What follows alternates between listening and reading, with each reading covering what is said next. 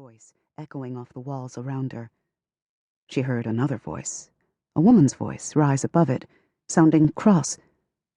The girl caught a glimpse of the boy running. Seconds later, he disappeared, and the woman's lecture stopped. The girl walked deeper into the shadows, holding her doll, and searching for a break in the wall, whatever the boy had passed through. She stumbled on a pile of rocks, and tears gathered in her eyes. Even the ground was unfriendly at night. She looked at the buildings beyond the walls.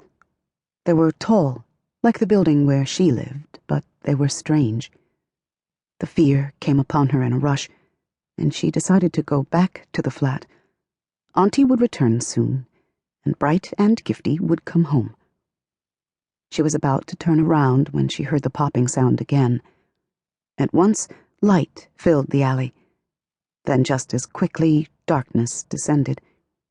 The girl looked toward the street and saw the truck that had stopped beside the wall. It was driving slowly up the alley, its headlights off.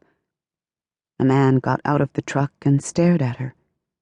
There was something in the shape of the man's face that made her comfortable and uncomfortable at the same time. The man knelt down and held out his hand. She saw a sweet in his palm. Her mother had given her sweets whenever she had asked her to sleep in the bathroom. After a moment, the girl reached out and put the sweet in her mouth. She smiled at the man, deciding he must be a friend. What happened next made no sense to her.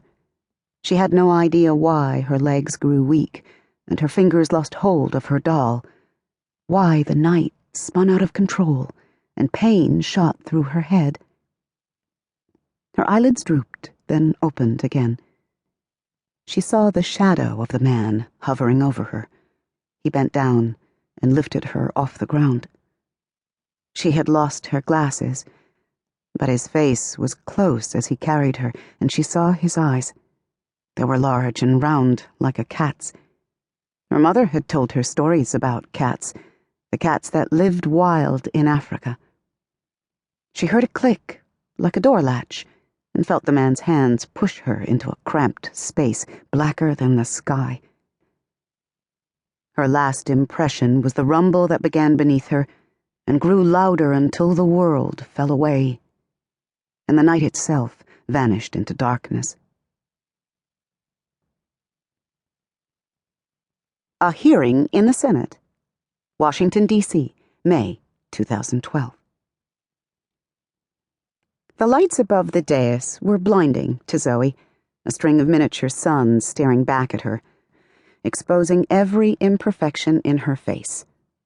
Her slightly offset ears, the mole at the crest of her left eyebrow, the freckles that dotted the fair skin around her nose, and reaching deeper still, as if to make public her thoughts.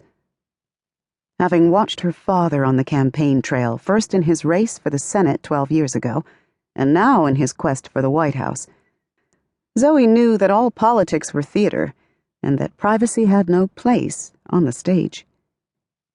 She closed her eyes against the glare and pictured her mother's face, the way her smile had dimpled her cheeks and wrinkled the skin around her eyelids, the look of earnestness and secret pleasure that had turned skeptics into supporters across the globe. Catherine Sorensen Fleming had been irresistible in life, a force of indefatigable optimism about the world that could be, a world in which the poor were not an afterthought. Africa was her great love affair, and she had passed it on to Zoe. It might as well have been written into her will as a bequest. How would you have handled this, Mom? Zoe thought, wrestling with the dilemma before her. She remembered something her mother used to say.